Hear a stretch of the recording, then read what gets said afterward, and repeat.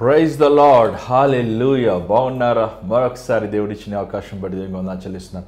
మరి మీరందరూ క్షేమంగా ఆరోగ్యంగా ఉన్నారా?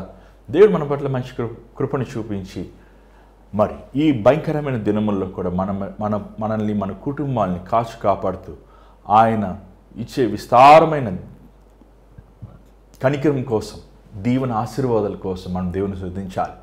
దేవుడు మన పట్ల మంచివాడుగా ఉన్నాడు. దాని రుజువు ఏంటి? ఇంకా నీ శ్వాసను పీల్చుకుంటున్నావు. దేవుడు నిన్ను ప్రేమిస్తున్నాడు. రుజువు ఏంటి? నువ్వు ఇంకా సమాధి పెట్టబడకుండా నువ్వు సజీవుడి లెక్కలో ఉన్నావు. దేవుడు మనల్ని ప్రేమిస్తున్నాడు కాబట్టి, దేవుడు మన పట్ల సహనము, ఓర్పు కలిగినాడు కాబట్టి ఈ చివరి నెలలో మనం ప్రవేశించాము. ఇంకా కొన్ని దినముల్లో కొత్త సంవత్సరం, క్రిస్మస్, దాని తర్వాత కొత్త సంవత్సరం ఉంది. మరి దేవుని కృప ఉంటేనే, విస్తారమైన కృప ఉంటేనే మనము ఈ కొత్త సంవత్సరం వెళ్తామే కానీ మన మంచితనాలు కానీ మన గొప్పతనం కాదు. మరి ఈ క్రిస్మస్లో ఉన్న ఆనందము, క్రిస్మస్లో సంతోషమును మరి ఈరోజు మీ అందరు తెలిసినట్టు మీతో దేవుని ప్రేమను మీతో పంచుకోవాలని ఆశిస్తున్నాను. క్రిస్మస్ అంటే ఏంటి? ఆల్రెడీ మనం చాలా ఎక్స్మస్ పార్టీస్ చూస్తున్నాం. క్రిస్మస్ పార్టీ రండి, మీకు ఫ్రీగా డ్రింక్స్ ఇస్తాము, మీకు అది ఇస్తాము, ఇది ఇస్తామని మన అడ్వర్టైజ్మెంట్లు చూస్తున్నాం. క్రిస్మస్ డిస్కౌంట్స్ అని చూస్తున్నాం. కానీ క్రిస్మస్ అంటే ఏంటి? అసలు క్రిస్మస్ క్రైస్తవులు ఎందుకు ఆరాధించుకుంటారు? క్రిస్మస్కి మనకి అసలు ఏంటి సంబంధం అని అడిగితే, క్రిస్మస్ అంటే క్రీస్తు మనకి ఈ లోకమునికి జన్మించాడు. ఆయన యెషయా గ్రంథములో మనం చూసినట్లు ఆయన మనకి ఇవ్వబడ్డాడు. లోకమును ఎంతగా ప్రేమించాడు కాక ప్రభు తన కుమారుణ్ణి మనకి బలిగా సమర్పించాడు. క్రిస్మస్ అంటే నిజంగా మనము దేవునికి ఇస్తాం. అదేనా మన యోసేపుని మనం చూసాం. యోసేపు ధర్మశాస్త్ర ప్రకారం యథార్థంగా ఉండే వ్యక్తి, కానీ అతను అనేక తన పోరాటాల పరిస్థితుల నుంచి దేవునికి ఇస్తాం మనం చూస్తాం. అలా ప్రతి ఒక్కటి మనం ఇస్తాం. ఈరోజు ఆ సందేశాలు మనం చూద్దాం. దయచేసి మీ పనులు పక్కన పెట్టుకుని సేపు దేవుని వాక్యంలో పాలు పొందండి. మీకు మేలు, దీవెన. ప్రార్థిద్దాం. పరిశుద్ధమైన తండ్రి, దయగల ప్రభువా, మరొకసారి పాసనలోకి వస్తున్నాం. నీ బిడ్డలమైన మేము నాయన కూడి నీ వాక్యం ధ్యానించవచ్చునగా నన్ను సులువు చోట మరుగుపరచు. నీ బిడ్డలతో నువ్వు మాట్లాడిన ప్రతి పరిస్థితిని, ప్రతి స్థితిగతిని నీ ఆధీనంలో ఉంచుకో ప్రభా. కలవర పెడుతున్న ప్రతి చీకటి శక్తుల ప్రభావం యేసునామములో పాల్దవుతున్నాం. నీ మాట నా నోట్లో ఉంచి నీ బిడ్డలతో నువ్వు మాట్లాడమని యేసునామములో అడుగుచున్నాం తండ్రి, ఆమేన్. మరి ఈరోజు క్రిస్మస్లో ఉన్న ముఖ్యత్వం చూస్తాం. ఈరోజు చాలామంది క్రిస్మస్ అంటే ఒక తప్పైన అవగాహన పెట్టుకున్నారు. నువ్వు బట్టలు కొనుక్కొని నీకు ఇష్టమైన వండుకొని తిని నీ గృహం శుభ్రం చేసుకుంటాం, దానికి క్రిస్మస్ కాదు. ఇది మనము అన్ని ఆచారాల వలె ఆచరించే పండగ కాదు. క్రిస్మస్ అంటే క్రీస్తు త్యాగంని మనం గ్రహించుకుంటాం. మహోన్నతుని చోట్ల నివసించే ప్రభువు, పరిశుద్ధమైన స్థలములో ఆయన ఆరాధించబడే ప్రభువు మన కోసము ఈ లోకములో జన్మించాడు. పశువుల పాకలో పెట్టబడ్డాడు. మొదటగా ఆయన తను తాను త్యాగం చేసుకున్నాడు. తన హోదాని, తన టీవీని, తన అధికారంని, తన గొప్పతనంని, తనలో ఉన్న అధికారముతో పాటు ప్రభువులో ఉన్న పరిశుద్ధతని కూడా మీరు చూసినట్లయితే ప్రభు 8వ దినమున ప్రభుకి వారు బలి ఇచ్చినట్లు చూస్తున్నాం. అంటే ప్రభు అప్పుడే తండ్రి దృష్టిలో యేసుప్రభు ఒక చిన్న బాలుడిగానే, ఒక పాపిగానే తను తీర్చబడ్డాడు. బలి అనేది ఎవరు పెడితే వారు ప్రతి మొదటి కుమారుడు బలి ఇవ్వాలి. కానీ యేసుప్రభు బలి ఇవ్వాల్సిన, ఎందుకంటే యేసుప్రభు ఆయనలో జన్మపాపం లేదు.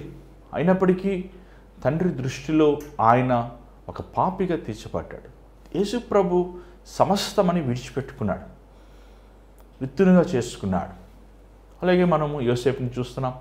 యోసేపు మరి తన వల్ల గర్భమును ధరించినప్పటికీ మరియని తన భార్యగా స్వీకరించుకున్నాడు. అక్కడ ఏ పురుషుడు ఒక స్త్రీ ఇంకొక వ్యక్తితో గర్భమైనప్పుడు అంగీకరించరు. కానీ ఆ వ్యక్తి నీతిమంతుడైనప్పటికీ ఇది దేవుని కార్యం అని నమ్మి తనలో ఉన్న ప్రతి రోషంని, పౌరుషంని పక్కన పెట్టుకుని ప్రభు కోసం తను అంకితం చేసుకున్నాడు. ఇక్కడ చూసినట్లయితే యోసేపులో ప్రభు దగ్గర ప్రభు దేవదూత తను చెప్తున్నప్పుడు నోరు మూసుకుని లోబడ్డాడు. 100% ఒబీడియన్స్. అలాగే మరియు మనం చూస్తున్నాం, మరియా తన గర్భాన్ని ప్రభు కోసం త్యాగం చేసింది. అలాగే మనం గొర్రెలు కాచుకునే వారిని చూస్తున్నాం. వారి సందేశం అందినప్పుడు వారు మరి మన చరిత్రలో వింటాము, గొర్రె పెళ్లి తీసుకొచ్చారు. వారు గొర్రె పెళ్ళిని తీసుకొచ్చే అంత స్తోమతి వారికి లేదు. ఇంకా మాటలు చెప్పాలంటే గొర్రెలు కూడా వారివి కావు. గొర్రెలకి కాచే కూలివారు వారు.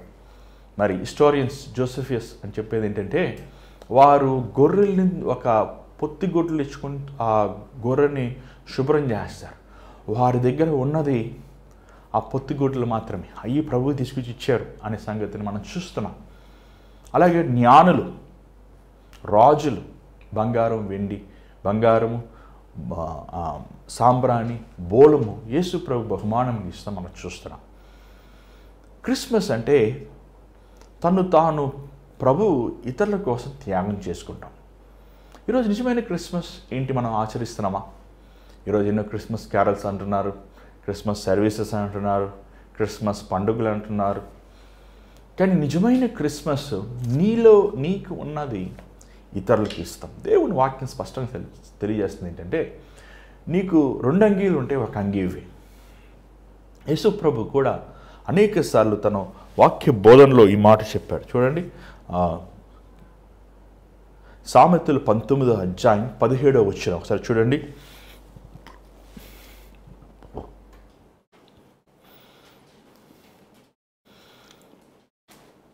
సామెతలు 19వ అధ్యాయం 17వ వచనం. బీదలను కనికరించువాడు యెహోవాకు అప్పిచ్చువాడు, వాని ఉపకారమునకు ఆయన ప్రత్యుపకారము చేయను. బీదలను కనికరించేవాడు యెహోవాకు అప్పు ఇచ్చేవాడు. ఈరోజు చాలామంది అంటారు, నేనే బీదవాడిని కదా, ఈ పూట నువ్వు అన్నం తిని నీకు వేసుకుంటాం 2 వస్త్రాలు ఉండి, కొంత గొప్ప చేతిలో ధనం ఉంటే అంత మాత్రం కాదు, ఉండటానికి ఒక రేక్ షెడ్ ఉన్నా కూడా నువ్వు ధనవంతుడివే. ఈరోజు బీదవాళ్ళు ఎంతోమంది అవసరతలో ఉన్నవారు, లోటులో ఉన్నవారు, కష్టంలో ఉన్నవారు, ఆకలిగా ఉన్నవారు, చలికి వణికేవారు అనేక మంది ఉంటున్నారు. యేసు ప్రభు తన సువార్త తను పుట్టిన సంగతి జ్ఞానులకు తెలియజేశారు, వారు ధనవంతులు. గొర్రెల కాపరులకి తెలియజేశారు, వాళ్ళు పేదవారు. యేసు ప్రభు పుట్టిన సంగతి యూదులకి తెలియజేశారు, గొర్రెల కాపరులు యూదులే కదా. అలాగనే యూదులు కాని అన్యులకి కూడా, జ్ఞానులకి కూడా దేవుడు తెలియజేశాడు. దగ్గరున్న వారికి తెలియజేశారు, కొన్ని వేల మైళ్ళు దూరంలో ఉన్న వారికి కూడా తెలియజేశాడు. యేసుప్రభు పుట్టుక ధనవంతులకి, పేదవారికి, సర్వలోకానికి ఒక ఆనందమైన సువార్త, సంతోషమైన సువార్త. ఇక్కడ చూసినట్లయితే మనం ఎప్పుడు క్రిస్మస్ చూస్తుంటాం, చాలాసార్లు మనం క్రిస్మస్ స్కిట్స్ కానీ సర్వీస్లో మనం క్రిస్మస్ తాతను చూస్తుంటాం. ఫాదర్ ఆఫ్ క్రిస్మస్ అంటాం, లేకపోతే ఏమంటే శాంటా క్లాస్ అంటుంటారు. కొంతమంది ఆ వ్యక్తిని చూసి పట్టుకుని తిడుతుంటారు, కొంతమంది ఆ వ్యక్తి చూసండి, పిల్లలు చూసండి ఆ వ్యక్తిని చూసండి చాలా సంతోషిస్తారు. ఇంకా చిన్న పిల్లలు అయితే ఆ క్రిస్మస్ తాతను చూసి భయపడుతుంటారు. కానీ అసలు ఈ క్రిస్మస్ తాత ఎవరు? ఎందుకు తను మనం చూస్తుంటాం ఆ స్కిట్స్లో బాలుడని యేసు ఉంటాడు, మరియా యోసేపు ఉంటుంది, జ్ఞానులు ఉంటారు, గొర్రెల కాపర్లు ఉంటారు, దేవదూతలు ఉంటారు. కానీ ఈ క్రిస్మస్ తాత వచ్చి అక్కడ డ్యాన్స్ ఆడుతుంటాడు. ఎవరైనా అసలు ఇతన్ని ఎందుకు దేవుడు అనుమతించాడు? మీరు బైబిల్ చూసినట్లయితే ఇతను ఒక సేవకుడు, సెయింట్ నికోలస్. ఇతను మరియా అనే టర్కీలో ఉన్న స్థలములో ఈయన ఆ దినములో ఒక బిషప్గా ఉన్నాడు. ఇతను దేవుని ఆత్మ ద్వారా నింపబడిన ఒక సేవకుడు. ఇంచుమించు 1045 ADలో ఇతను ఆ ప్రాంతంలో, అప్పుడు రోమా సామ్రాజ్యం కింద ఉన్న ప్రాంతంలో ఇతను ఒక సేవకుడుగా ఆ ప్రాంతంలో దేవుని సేవ చేస్తూ అక్కడ సంఘముని కట్టాడు. ఇతను ప్రత్యేకత ఏంటంటే ఇతను పేదవారిని ప్రేమించేవాడు. తనకి ధనము కూర్చిపెట్టుకోకుండా ఈవెన్ కూర్చిపెట్టుకుని కూడా ఇచ్చేసేవాడు. ఒకసారి ఏం జరిగిందంటే, ఒక తండ్రి ముగ్గురు పిల్లలు ఉన్నప్పుడు, ముగ్గురు కుమార్తెలు ఉన్నప్పుడు ఆ ముగ్గురు కుమార్తెలు వివాహం చేయలేకపోతున్నానే, నేను వివాహం చేయలేకపోతే వీరిని మరి ఆ దేశ సాంప్రదాయ ప్రకారం వేశ్య గుహలకు అమ్మేవేయాలి అని చట్టమున్న దినముల్లో ఆ తండ్రి కుమిలి ఏడుస్తుంటున్నప్పుడు ఆ మాటలు, ఆ సంగతి తను తెలుసుకున్నాడు. తెల్లవారుజానంటనే ఆ ముగ్గురి కుమార్తెలకి ఎంత వివాహం చేస్తే ఎంత ధనం కావాలో ఇతను కూర్చోబెట్టుకున్న ధనం అంతా తీసుకొచ్చి వాడు గుమ్మం మీద పెట్టాడంట. తన కనబడలేదు, పెట్టేసి వెళ్ళిపోయాడు. అలాగా ఆ ప్రాంతంలో అనేక మందికి వారి ఆహారం విషయంలో, బట్టల విషయంలో, వారికి ఆర్థికమైన విషయంలో ఆ సేవకుడు సెయింట్ నికోలస్ అతను దేవుని ప్రేమను క్రియలో చూపించాడు. అంత మాత్రమే కాదు, క్రీస్తు ప్రేమను, క్రీస్తు ఇంకనూ బతికున్నాడు, నేను ఇవ్వలేదయ్యా, యేసయ్య ఇచ్చాడు మీకు, యేసు ప్రభువే ఇది ఇచ్చాడు, నేను కాదు అని చెప్పేవాడంట. ఎవరు కనిపెడితే నేను కాదండి, యేసయ్యని ఇచ్చాడు, నేను కాదు, ప్రభువే వచ్చి మీరు తలుపు పెట్టాడు. కానీ ఈరోజు కొంచెం ఈ కమర్షియల్ యాక్టివిటీ వలన ఈ క్రిస్మస్ తాత ఇచ్చారంటామే. కానీ మరి పూర్వ దినములో ఆ సెయింట్ నికోలస్ అనే వ్యక్తి తను చేసిన ప్రతి ఉపకారముని ప్రభువే చేశాడని నిశ్చయతగా చెప్పేవాడంట. ఒప్పుకునేవాడు కాదంట, నేను ఇవ్వలేదయ్యా, నేను చేయలేదయ్యా. ఈరోజు ఎంతమంది అలాంటి మనస్తత్వం మనలో ఉంది. క్రిస్మస్ అంటే లేని వారికి, ఆర్థికంగా ఇబ్బందులు ఉన్నవారికి, దీనస్థితిలో ఉన్నవారికి, కష్టముల్లో ఉన్నవారికి నీ వల్ల కుదిరిన సహాయం, ఖచ్చితంగా నువ్వు కొత్త బట్టలు కొనుగోలేకపోయావేమో, ఒక మంచి భోజనం నువ్వు పెట్టలేవేమో, నీ దగ్గర అంత ధనము లేదేమో, కానీ నీ దగ్గర ఉన్న ఒక 2 చీరలు ఒక చీర ఇవ్వచ్చు కదా, నీ దగ్గర 2 చొక్కాలు ఒక చొక్కా ఇవ్వచ్చు కదా.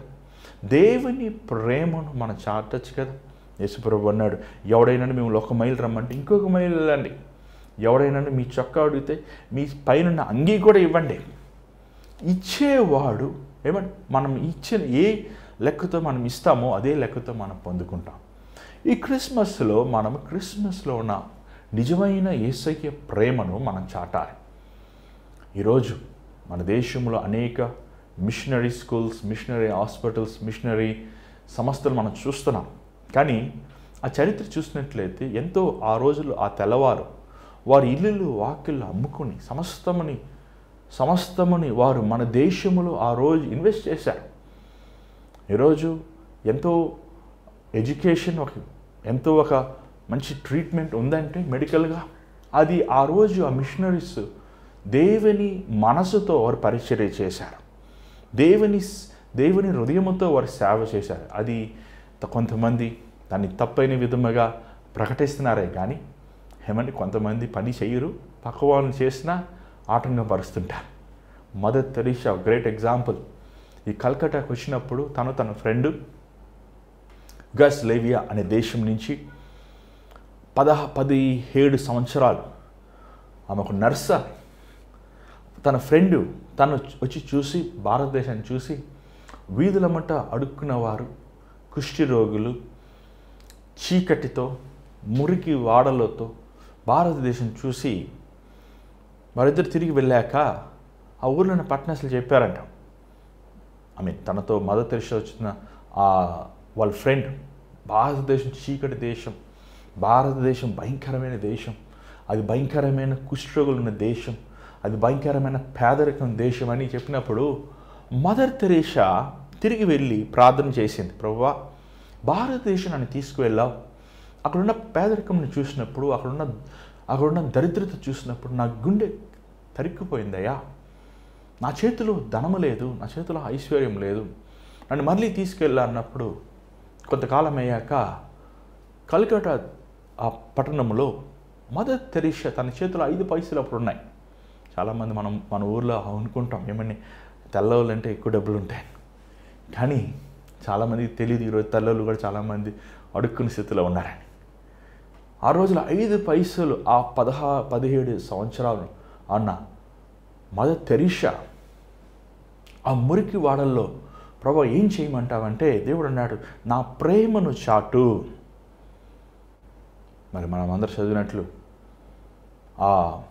ఆ వీధుల్లో ఉన్నవారిని వారికి స్నానాలు చేయించి భోజనాలు పెట్టి వారి కురుపులు గాయములు తుడిచి, ఒకసారి ఏమైందంటే మదర్ తెరేసా ఒక వ్యక్తికి బాగోకపోతే తనకి స్థలం లేకపోతే బయట తను శుభ్రం చేస్తానికి అక్కడున్న ఆ మందిరం లేకపోతే ఆ గుడి స్థలంలో తీసుకువెళ్ళి ఆ వ్యక్తిని శుభ్రం చేస్తూ ఆ కురుపులు తుడుస్తూ ఆ కుష్ఠంలో వస్తున్న ఆ పస్సు ఆ సీమి తుడుస్తూ దాని గాయాలు కట్టి ఆమె ఆ కార్యం చేస్తున్నప్పుడు అక్కడ ఊర్లో ఉన్న పెద్దవారందరూ బయటకు వచ్చి ఎవరు ఈమె ఒక ఇతర దేశస్థామి వచ్చి మన మనుషుల్ని ఇక్కడ తీసుకొచ్చి ఈ మందిరముని లేకపోతే ఈ గుడిని అపవిత్రపరుస్తుంది అని వారు గొడవ పెట్టుకోవటానికి అరుసులు కేకలు వేస్తున్నప్పుడు ఆ ఊరు ప్రెసిడెంట్ వచ్చి, నేను వెళ్ళి తన జుట్టు పట్టుకుని తీసుకొస్తాను రా, మీరందరూ ఇక్కడ ఉండండి అని చెప్పి తన లోపలికి వెళ్ళినాక ఆ మదర్ తెరేసా చేస్తున్న కార్యం ఆ కురుపులు తుడుస్తున్నప్పుడు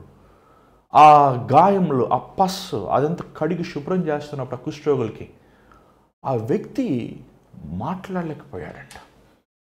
బయటకు వచ్చి, ఏమయ్యా మదర్ తెరేసాని తెస్తానన్నావు, ఏదామే అన్నప్పుడు, తెస్తా ఒక 2 నిమిషం తెచ్చేయచ్చు, కానీ ఆమె చేస్తున్న పని నేను చేయగలనా అని ఆలోచించాల్సి వచ్చింది అని ఆ దినమున అనేక మంది యేసు ప్రభు ప్రేమను తెలుసుకున్నారు. నిజంగా మదర్ తెరేసా తను ఒకసారి ఇంటర్వ్యూలు అడిగారు, మీకు వివాహం అయిందా అంటే, అయిపోయింది నా వివాహం, తెలియదా మీకు అన్న. ఆ రిపోర్టర్ షాక్ అయ్యాడు, అవునా ఎవరండి, తెలీదా మీకు, నా యేసు ప్రభుతో నాకు వివాహం అయిపోయింది. ఏమన్నా యేసు ప్రభుని ప్రేమించేవాడు అయితే పేదవారిని ప్రేమించేవాడు, అవసరతలు ఉన్నవారిని ప్రేమించేవారు. ఒకసారి ఒక పైలట్ ఆయన ఈ విషయాన్ని మా నాన్నగారికి పంచుకుంటున్నప్పుడు నేను విన్నాను. ఒకసారి మదర్ తెరేసా గారు ఆ ఏరోప్లేన్ ఎక్కారంట, ఎక్కి ఈ బ్రెడ్ ఇస్తారు, బ్రెడ్లో పాటు ఈ బటర్ ఇస్తారంట. ఈ తెల్లవారు కానీ మనం ఏమని ఎక్కువ లావుగా ఉన్న వాళ్ళు ధనవంతులు తినరు, ఎందుకంటే మాకెందుకు ఈ బటర్ అన్ని పడేస్తుంటారు. ఆమె ఆ పైలట్ దగ్గరికి వెళ్ళి, అయ్యా ఈ బటర్ అందరు పడేస్తున్నారు, ఇవన్నీ మాకు ఇస్తారా, నాకని కొంతమంది ఆకలిగా ఉన్నవారు ఉన్నారు, మీరు ఇస్తారా అని అడిగి ఆ మిలిగిపోయినవి తీసుకుని ఆమె అవసరతలు ఉన్నవారు కష్టంలో ఉన్నవారికి ఇచ్చారు. ఎందుకు ఇంత ప్రేమ దేవుడు నేర్పించింది మనకి. మనం ఇతరులకి సహాయం చేయాలి, ఇతరులకి కష్టంలో ఉన్నవారిని, లేమిలో ఉన్నవారిని, అవసరతలో ఉన్నవారిని ఆదుకోవాలి. అది క్రిస్మస్. నువ్వు కొత్త బట్టలు కొనుక్కొని, నీ పిల్లలు కొత్త బట్టలు కొనుక్కొని, చక్కగా పొలం వండుకొని భోజనం చేసి అమ్మాయ హ్యాపీ క్రిస్మస్ అంటాం. అది అన్నిటి వల్లే మనం చేయం కదా. నిజమైన క్రిస్మస్ ఏంటి తెలుసా, ఇతరులకి నువ్వు కొనిపెట్టాలి, ఇతరులకి క్రీస్తు ప్రేమను చాటాలి. అవసరతలో ఉన్నవారికి, లోటులో ఉన్నవారికి, ఇబ్బందుల్లో ఉన్నవారికి మనం సహాయం చేయాలి. అలాగే మనం చేయాలి. చూడండి మత్తయి సువార్త 25వ అధ్యాయము, మత్తయి సువార్త 25వ అధ్యాయము 35వ వచనం చదవండి. నేను ఆకలి గొంటిని, మీరు నాకు భోజనం పెట్టితే, దప్పిగొంటిని, నాకు దాహం ఇచ్చితే, పరదేశినై ఉంటిని, నన్ను చేర్చుకుంటే, దిగంబరినై ఉంటిని, నాకు బట్టలు ఇచ్చితే, రోగినై ఉంటిని, నన్ను చూడవచ్చితిరి, చెరసాలలో ఉంటిని, నా యొద్దకు వచ్చితిరని చెప్పును. అందుకు నీతిమంతులు, ప్రభువా, ఎప్పుడు నీవు ఆకలిగొని ఉండుట చూచి నీకు ఆహారం ఇచ్చితిమి, నీవు దప్పిగొని ఉండుట చూచి ఎప్పుడు దాహం ఇచ్చితిమి, ఎప్పుడు పరదేశినై ఉండుట చూచి నిన్ను చేర్చుకుంటిమి, దిగంబరివై ఉండుట చూచి బట్టలిచ్చితిమి, ఎప్పుడు రోగువై ఉండుట అయినను చెరసాలలో ఉండుట అయినను చూచి నీ యొద్దకు వచ్చితమని ఆయనను అడిగెదరు. అందుకు రాజు మిక్కిలి అల్పులైన ఈ నా సహోదరుల ఒకనికి మీరు చేసిదిరి గనుక నాకు చేసిదిరని నిశ్చయముగా మీతో చెప్పుకొంచున్నానని వారితో అనను. మదర్ తెరేసా ఎందుకు వచ్చింది? మతాలు మారుస్తానక. ఎంతమంది మారారు చెప్పండి. ఆమె స్కూల్కి మీరు వెళ్ళినట్లయితే మదర్ తెరేసా స్కూల్ ఆ పిల్లలు ఎంత నీట్గా ఉంటారు తెలుసా అండి, అసలు ఎంత డీసెంట్గా ఉంటారు, ఫారెన్ స్కూల్లో చదివినట్లు ఉంటారు. ఆ ఆశ్రమంకి మేము వెళ్ళాము కలకట్టాలో, ఎంత నీట్గా ఆ పిల్లలు, అనాథాశ్రయ పిల్లలు. ఎందుకు అంత ప్రేమ చూపిస్తుంది? అక్కడ ఉన్నవారు వారి మతాన్ని వారు ఆరాధించుకుంటున్నారు. కానీ మతము కాదు అక్కడ ఇంపార్టెంట్. యేసు ప్రభు చెప్పాడు, నువ్వు ఒకరికి ఇస్తున్నప్పుడు ఎందుకు ఇస్తున్నావు? నువ్వు పేదవాడికి, లేమిలో ఉన్నవాడికి ఇచ్చినప్పుడు నువ్వు దేవుడికి ఇచ్చినట్లు. కష్టంలో ఉన్నవాడిని ఆదుకున్నప్పుడు, అవసరతలో ఉన్నవాడికి ఆహారం పెట్టినప్పుడు, నీటి ఇచ్చినప్పుడు, వస్త్రములు ఇచ్చినప్పుడు, దిగంబరుడుగా ఉన్నవాడిని నువ్వు ఆదుకున్నప్పుడు, లేకపోతే వారిని నువ్వు వస్త్రములు ఇచ్చి వారికి వేడు లేకపోతే వారికి మంచి ఒక స్థితిని కలిగజేస్తున్నప్పుడు నువ్వు దేవునికి, యేసుప్రభు దిగంబరుడుగా ఉంటే నువ్వు అంగీయవా? నీ దగ్గర ఉన్న మంచి అంగీ ఇస్తావు. యేసుప్రభు ఆకలిగా ఉంటే ఏం చేస్తావు? మంచి ఆహారం పెడతావు. యేసుప్రభు ఏమంటే చెరసాల్లో ఉంటే నువ్వేం చేస్తావు? యేసుప్రభు చెరసాలు అంటే ప్రభువుని వెళ్తావు. యేసుప్రభు కోసం మీరు అంత త్యాగం చేస్తారు. ప్రభు అంటున్నాడు, మీకులో ఉన్న అలుపులు, చిన్నవారు, అవసరతలో ఉన్నవారికి మీరు సహాయం చేయాలి. ఈ క్రిస్మస్లో నువ్వు ఎందుకు ఆరాధించుకుంటున్నావు తెలియదు, కానీ ఈ క్రిస్మస్లో యేసులో ఉన్న ప్రేమను మనం చాటాలి. యేసులో ఉన్న శక్తిని, యేసులో ఉన్న కనికరం. రేపు ప్రభు సింహాసనం మీద మొన్న ఉన్నప్పుడు, అయ్యా నాయనా నేను మీ నామంలో ఏమంటే ప్రభు అంటాడంట, దుర్మార్గులారా, దౌర్జన్యం చేసేవారులారా. అదే వచనంలో మనం చూస్తాం, 44 వచనంలో చేస్తున్నాం. నేను ఆకలిగా ఉన్నప్పుడు మీరు ఆహారం పెట్టలేదు, నేను దప్పిగా ఉన్నప్పుడు నాకు మంచినీళ్ళు ఇవ్వలేదు, మీరు నన్ను ఆహ్వానించలేదు, నాకు వస్త్రములు ఇవ్వలేదు, నేను బలహీనంగా ఉన్నప్పుడు నన్ను చూడలేదు, పలకరించలేదు, నేను చెరసాల్లో ఉన్నప్పుడు నన్ను పట్టించుకోలేదు. వాళ్ళంటారంట, ప్రభువుని ఎప్పుడు ఆకలిగా ఉన్నావు మాకు తెలియదే. ఏమంటే ఈరోజు ఎంతోమంది వారి చేతులు ముడివేసి పెట్టుకుంటున్నారు. ఈరోజు ఎక్కడ చూసినా ఈ ఫౌండేషన్స్ అనేది స్టార్ట్ అయిపోయినాయి. చారిటబుల్ ఫౌండేషన్స్, చారిటబుల్ ఆర్గనైజేషన్స్ ఎక్కడ చూసినా ఇది మనం చూస్తున్నాం. వాళ్ళు చాలామంది అడుగుతారు, ఏమంటే మీకు ట్యాక్స్ ఎక్సెంప్షన్ ఉన్నాయా? ఏమంటే ట్యాక్స్ గవర్నమెంట్ కట్టాల్సింది గవర్నమెంట్ కట్టండి, అవసరతలో ఉన్న వాళ్ళకి ఇవ్వాల్సింది అవసరతలో ఉన్న వాళ్ళకి ఇవ్వండి, మళ్ళీ దానికి ఎక్సెప్షన్ ఎందుకు? ఏమండి పేదవాడికి ఇచ్చినప్పుడు అంటే వాడు దేవుడికి అప్పిచ్చేవాడంట. మనం చదివినట్లు ఇందాక, పేదవాడికి ఇచ్చేవాడు దేవునికి అప్పిచ్చేవాడు. చాలామంది పేదవారిని చులకనగా మాట్లాడతారు. నువ్వు పోరా, దూరంగా ఉండు, దగ్గర రావద్దు, చులకనగా. నువ్వు అలాంటి వాడిని చులకనగా చూస్తే చూడండి, దేవుడు పేదవాడిగా చేయలేదు తెలుసా నీకు? అది నీ మంచితనం కాదు, ఆయన చూపించిన కృప. కొంతమందిని దేవుడు ధనవంతుడిగా చేశారు, కొంతమందిని దేవుడు పేదవాడిగా చేశారు. చూడండి, ఆ మాట మనం చూస్తున్నాం. సామెతలు 14వ అధ్యాయం 31వ వచనం చూడండి ఒకసారి. దరిద్రుని బాధించువాడు వాని సృష్టికర్తను నిందించువాడు, బీదను కనికరించువాడు ఆయనను గణపరచువాడు. ఏమంటే దరిద్రులను బాధించేవారు, హింసించేవారు. ఇంగ్లీష్ బైబిల్ బాగుంది. ఇంకా ఏంటంటే ఈ insults the maker of poor. పేదవాడిని చేసింది దేవుడే. దేవుడు నీకు సంపదలు ఇచ్చాడు అంటే అది దేవుడే నీ కృప చూపించాడు. దేవుడు నీకు ఇచ్చిన సమృద్ధిలో, దేవుడు నీకు ఇచ్చిన ఆశీర్వాదాల్లో, దేవుడు నీకు ఇచ్చిన దీవెనలో నువ్వు పంచుకునే వారు ఈరోజు అందరికీ మంది స్వార్థప్రియులుగా ఉన్నారు, ధనాపేక్షలుగా ఉన్నారు. చూడండి, స్వార్థప్రియులు, ధనాపేక్షంతో ఉన్నవారు పరలోక రాజ్యానికి వెళ్ళరు. దేవుడు అన్నాడు, ఏమంటే ఇవ్వమంటున్నాడు ప్రభు. పేదవారికి ఇవ్వండి, కైసరికి ఇవ్వండి, దేవుడికి ఇవ్వండి. ఇలా చూసినట్టే మనం ఇచ్చేవారికి మళ్ళేమో. అందుకే మన జీవితంలో దీవెనలు, ఆశీర్వాదములు. చూడండి, ఎప్పుడు ఇచ్చేవాడు అంటే ఆనందంగా ఉంటాడు. వాడి చేయి ఎప్పుడు పైన ఉంటుంది, తీసుకున్న వాడి చేయి కిందే ఉంటుంది. దేవుడు నేను బలపరిచినప్పుడు ఏమంటే ఇట్స్ సైన్ ఆఫ్ బ్లెస్సింగ్, ఒక ఆశీర్వాదానికి అది సూచన. నువ్వు ఇచ్చేవాడుగా ఉన్నప్పుడు నీ చెయ్యి పైనే ఉంటుంది. ఏమంటే అడిగేవాడు ఇప్పుడు చెయ్యి ఇప్పుడు కిందే ఉంటుంది. నేను దేవుడు హెచ్చించినప్పుడు, దేవుడు నేను ఆశీర్వదించినప్పుడు, దేవుడు నిన్ను దేని కృప చూపిస్తున్నప్పుడు నువ్వు ఇచ్చేవాడుగా ఉండాలి, నువ్వు బలపరిచేవాడుగా ఉండాలి. ఇతరులు బలహీనంగా ఉన్నవారిని, అవసరతుల్లో ఉన్నవారిని, లేమిలో ఉన్నవారిని, కష్టంలో ఉన్నవారిని, బాధలో ఉన్నవారిని నువ్వు ఆదుకోవాలి. అలాంటి ఆదుకునే మనసు లేని వారిగా ఉన్నారే అనేక మంది. అలాంటి హృదయ స్థితిలో, అలాంటి ఆలోచన లేదే. ప్రభా నన్ను దీవించు, నా భార్యను దీవించు, నా బిడ్డలు దీవించు, నాకు ఒక పిల్లని దీవించు. ఆమేన్.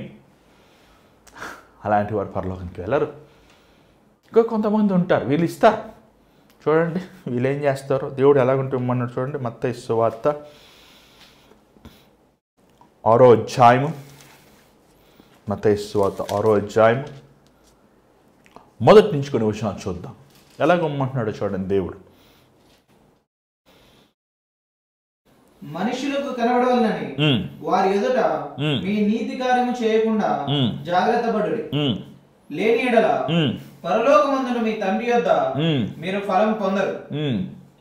కావున నీవు ధర్మమును చేయనప్పుడు మనుషుల వలన ఘనత నొందవలెనని. ఏంటంటే ఎందుకు ఇస్తారు? కొంతమంది ఇస్తారు ఖచ్చితంగా, పెద్ద బ్యానర్ కొడతారు, రండి రండి రండి, డమ్మకట అక్కడ డమ్మకట, అందరూ వస్తారు.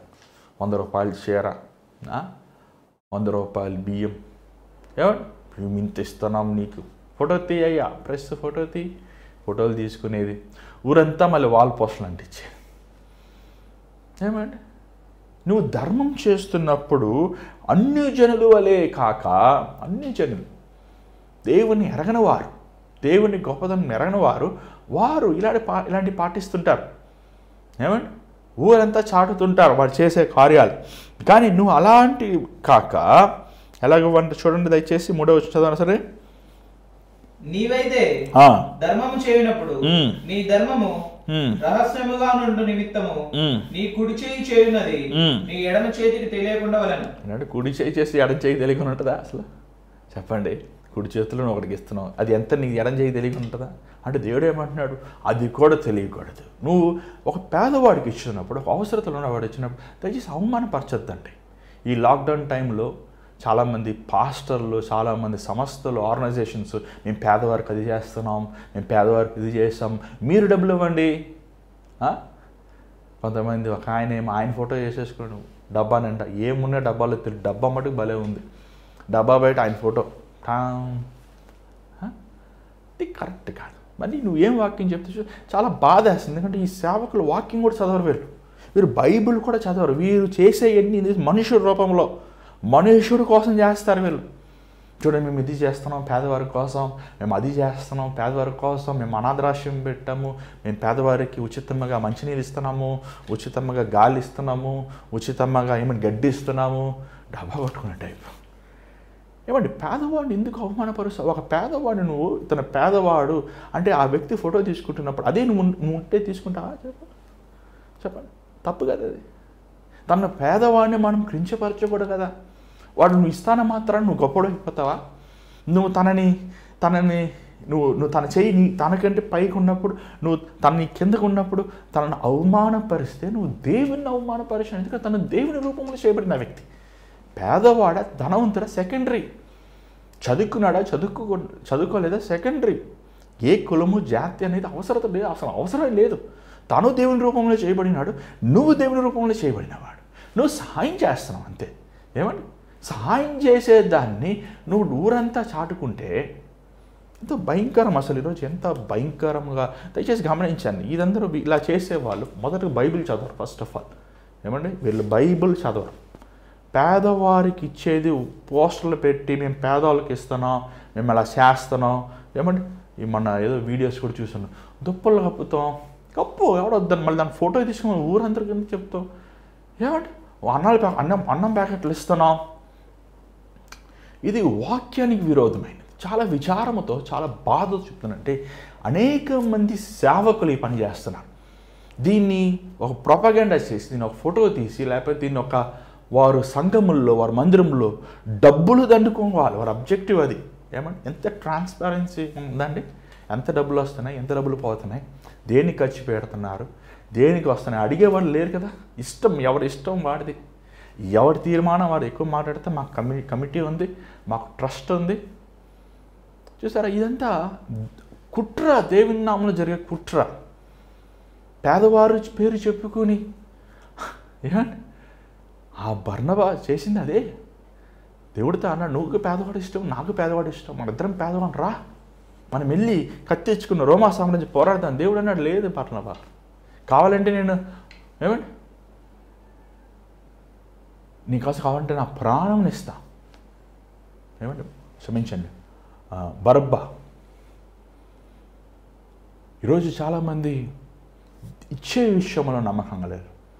సహాయం చేయి, నీకు ఎన్ని చొక్కాలు ఉన్నాయి నీ బీరోలో. ఏమైనా ఒకళ్ళు అన్నారు, ఒక సిస్టర్ అన్నారు, నా బట్టలు లేవన్నా, మా ఇంట్లో ఏం కష్టం, అన్ని కష్టాలన్నా, నువ్వు ఇంటికి వచ్చి రాలితే ఇంటికి వచ్చి రా. మంచం కింద బట్టలే, బీరో పైన బట్టలే, బీరోలో బట్టలే, ఏంటమ్మా బట్టలు లేవన్నా, ఇన్ని బట్టలు అవన్నీ పాత బట్టలు అన్నా. పాత బట్టలు అయితే ఇచ్చే, టైట్ అయిపోయినాయి అన్నా. టైట్ అయిపోతే నీకు టైటు సెట్ అయి ఫిట్ అయ్యేవాడికి బోల్డ్ ఉన్నాయి కదా. కొంతమంది ఇవ్వరు, పిసినారి కొట్టి చిరిగిపోయి. ఏమండి, పిల్లికి కూడా బిచ్చం బెటర్ అంట. కన్నా తల్లికే ఒక చీర కొనివారు రోజు భ్రష్టులు ఎంతోమంది ఉన్నారు. తల్లిదండ్రులను సన్మానించండి దేవుని వాక్యం సెలవిస్తుంది. తల్లిదండ్రులను మీరు ప్రేమించండి దేవుని వాక్యం సెలవిస్తుంది. ఏమంటే అవసరతలో ఉన్నవారు, వేదనలో ఉన్నవారు, బాధలో ఉన్నారు, ఇవ్వండి. లెక్క పెట్టుకో, దేవుడు లెక్క పెట్టుకోనమండి. ఎంత ఇవి నువ్వు పేదవారికి ఇచ్చినప్పుడు అసలు లెక్క పెట్టుకోవద్దు. ప్రభు ఇస్తాడు, ఖచ్చితంగా చెప్తున్నాను, ప్రభు ఇస్తాడంటే. అది మనం ప్రభు ఆజ్ఞ ప్రకారం మనం జీవిస్తున్నాం. దేవుడు అన్నాడు, నువ్వు నా మాటలు వింటే నీ కష్టాజితం నువ్వు తింటానన్నాడు.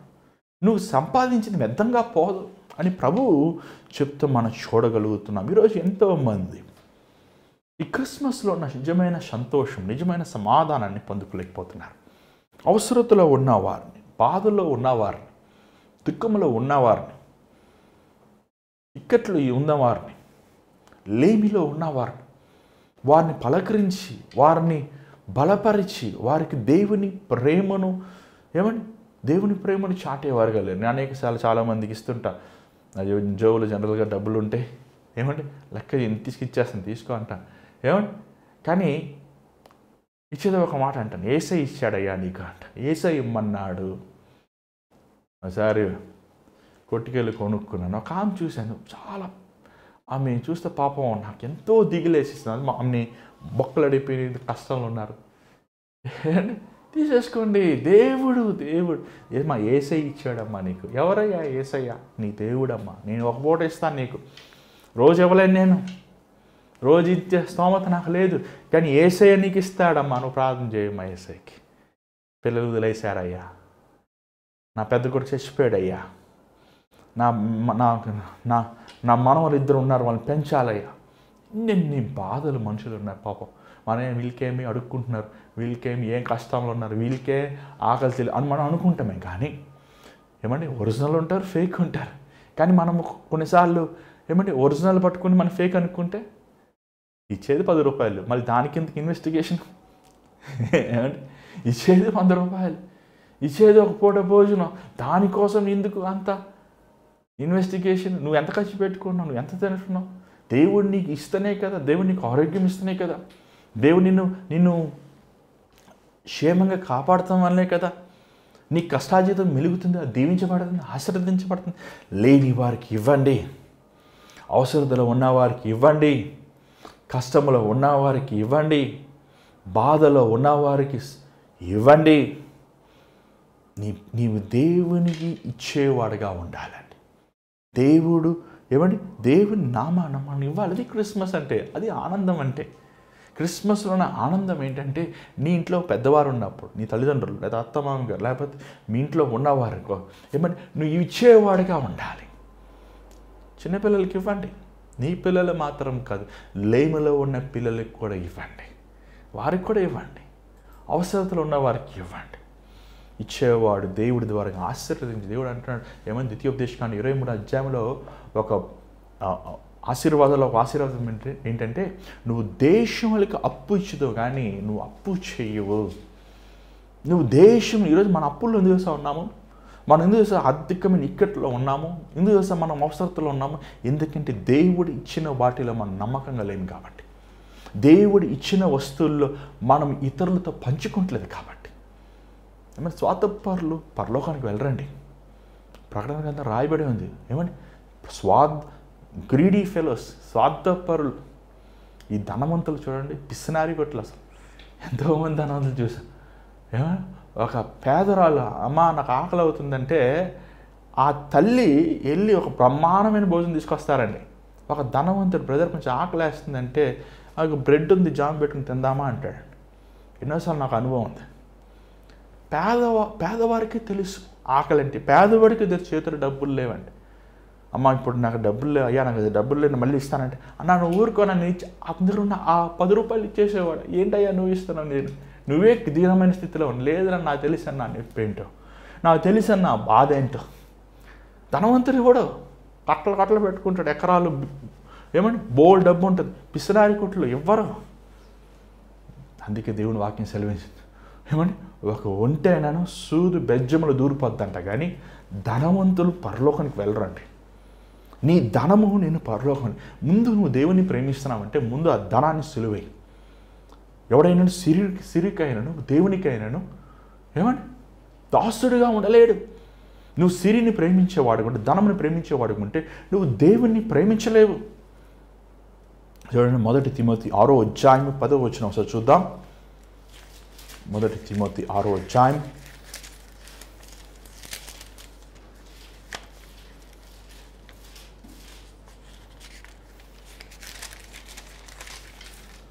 1 తిమోతి 6వ అధ్యాయం 10వ వచనం దయచేసి చదవండి. ఎందుకనగా ధనాపేక్ష సమస్తమైన కీడులకు మూలం. కొందరు దానిని ఆశించి విశ్వాసము నుండి తొలగిపోయి నానా బాధలతో తమను తామే పాడు చూసుకున్నారు. ఏమంటే ధనాపేక్ష. ఈరోజు ఈ ధనాపేక్ష అనే దెయ్యం అనేది డెవిల్ ఇది. ఇది సేవకులను పట్టుకుంటుంది, విశ్వాసంలో పట్టుకుంటుంది, సంఘంలో ఉన్న పెద్దలను పట్టుకుని దీనికోసం కొట్టుకుంటారు. ఒక మందిరానికి వెళ్ళానండి, అసలు సిలువ గురించి వాక్యం గుడ్ ఫ్రైడే రోజు అది వాక్యం చెప్పి అంతా ఏడుస్తా ప్రార్థన చేశారు. నేను బయటికి వెళ్ళి వాహనం ఎక్కుతుంటే ఏదో మర్చిపోయి తిరిగి వస్తుంటే ఆ సంఘ పెద్దలు చొక్కాలు పెట్టుకుని కొట్టుకుంటున్నారు కానుక, ఆ రోజు కానుక కోసం. నాకు అసలు మైండ్ పోయింది, అసలు ఏందయ్యా ఇది. ఈరోజు ఈ ధనము దెయ్యం, ధనమే దెయ్యం. ఈ ధనం కోసమే మనుషులు బ్రతుకుతారు, ఈ ధనమే సర్వం అనుకుంటున్నారు వెర్రివారు. ఈ ధనాపేక్ష హృదయంతో నువ్వు ఉంటే యేసు ప్రభు నీ హృదయం ఉండలేడయ్యా. దేవుడు జ్ఞానులు కనపడ్డారు, అవును వాళ్ళు ధనవంతులే, కానీ వారి ధనాలు విధులేశారు. 2 సంవత్సరాలు, 1 సంవత్సరం, 1 రోజు 2 రోజులు కాదు. క్రిస్మస్కి 25వ తారీఖు లీవ్ ఇచ్చినట్లు ఆ రోజు మాత్రం కాదు. వారు 2 సంవత్సరములు వారి రాజ్యములు, వారి బిడ్డలని, వారి కుటుంబాలని, వారి ఆస్తుపాస్తుల్ని వదిలేసి ఎండలో ఎండి వానలు తడిచి మంచులో వణికి ప్రభు దగ్గరికి వచ్చి వారు ఇచ్చిన ధనము మామూలు ధనం కాదు. అది యేసు ప్రభుకి ఇంచుమించు 2.5 సంవత్సరాలు అయితే 3 సంవత్సరాల వరకు ఆ ధనము సరిపోయి, అంటే ఐగుప్తుకి వెళ్ళి మరలా తిరిగి వచ్చి ఫుల్గా సరిపోయే వరకు అంత ధనం ఇచ్చారు ప్రభుకి. వారు ఆ గొర్రెలు కాచుకునేవారు, వారు పేదవారు అయినప్పటికీ ఏదైనా ప్రభుకి ఇవ్వాలని వారు ప్రభుకి తీసుకొచ్చి ఇచ్చారు. వారి వరకు కుదిరింది. వారే ఏమంటే ఆ గొర్రెలు కాచుకునేవారు బెత్లెహేంలో ప్రభు పుట్టిన స్థలం నుంచి ఇంచుమించు ఒక 5 కిలోమీటర్లు మాత్రమే. ఏమన్నా ఆ రోజు యోసేపు మరియకి ఏదైనా అవసరం ఉంటే వారే చూసుకుని ఉండేవారు. పసిపిల్ల వారికి ఏదైనా సహాయం కావాలంటే, వారికి ఏదైనా అండగా కావాలంటే, నీడ కావాలంటే వారే ఉన్నారు. ఈ రోజుల్లో మనకి స్విచ్ చేస్తే లైట్, ఏమైనా తిప్పితే వాషింగ్ మిషన్, ఇట్లా అంటే గ్రైండర్. కానీ ఆ రోజుల్లో ఎవరున్నారు? ఆ రోజులు వీరే, ఈ గొర్రెలు కాచుకునే వారే వారు పరిచర్య చేశారు. ఏవో రాయలేదేమో కానీ, బైబిల్లో స్థలం లేదేమో కానీ, ఖచ్చితంగా వాళ్ళు లోకరక్షకుని తెలుసుకున్నాక టాటా చెప్పి వెళ్ళిపోలేదు. ఇంచుమించు 5 కిలోమీటర్ల దూరమే అది. వారు వచ్చి ప్రభువుని, వారు బెత్లెహేములో ఉన్న వరకు ప్రభువుని వారు చూచుకున్నారు. ఈరోజు నువ్వు ఏం చేస్తున్నావు ప్రభు కోసం? ఈ క్రిస్మస్లో ఏం చేస్తున్నావు? డ్యాన్సులు ఆడుతున్నారు, పాటలు పాడుతున్నారు, ఏమైనా క్రిస్మస్ క్యారల్స్ అంటున్నారు. మీ ఈ గొడవ ఎక్కడ చూసినా ఈ గొడవ ఏంటంటే వారి సంస్థని హైలైట్ చేసుకుంటారు. యునైటెడ్ క్రిస్మస్ అంటారు. మేము ఇంతమంది చేసాము, అంతమంది వచ్చారు, ఇంత డబ్బాలు పెట్టాము, ఊరంతా అరిసాము అని అంటారే. కానీ యేసు ప్రభు ప్రేమను నిరూపించేవారుగా లేదు. చెప్తే ఎవరు మారుతారండి చెప్పండి? చెబితే నీ క్రియలు నీ మాటల కంటే శక్తివంతమైనవి. నీ ప్రవర్తన నీ ఆలోచనల కంటే ఉన్నతమైనది. దేవుని కోసం మీరు జీవించు. ఇవి ధారాళముగా, ఇవి అడిగిన ప్రతి ఒక్కడికి ఇవి సంతోషముగా, ఇవి ఆనందముగా, ఇవి యేసయ్య ఇచ్చాడని చెప్పు. మరలా ఎవరయ్యా యేసయ్య, నువ్వు మోకరించి ప్రార్థన చేయి, నీతో మాట్లాడుతుంది చెప్పు. ఖచ్చితంగా మాట్లాడుతా. ఖచ్చితంగా ఆయన చచ్చినవాడు కాదు, ఆయన జీవించే దేవుడు. యేసయ్య మాట్లాడతాడయ్యా. యేసయ్య కనబడతాడయ్యా. ఆయన నిజముగా ఉన్న ప్రభువు అయినా, మారని వాడు యేసయ్య, ఏకరీతిగా ఉన్న దేవుడైనా.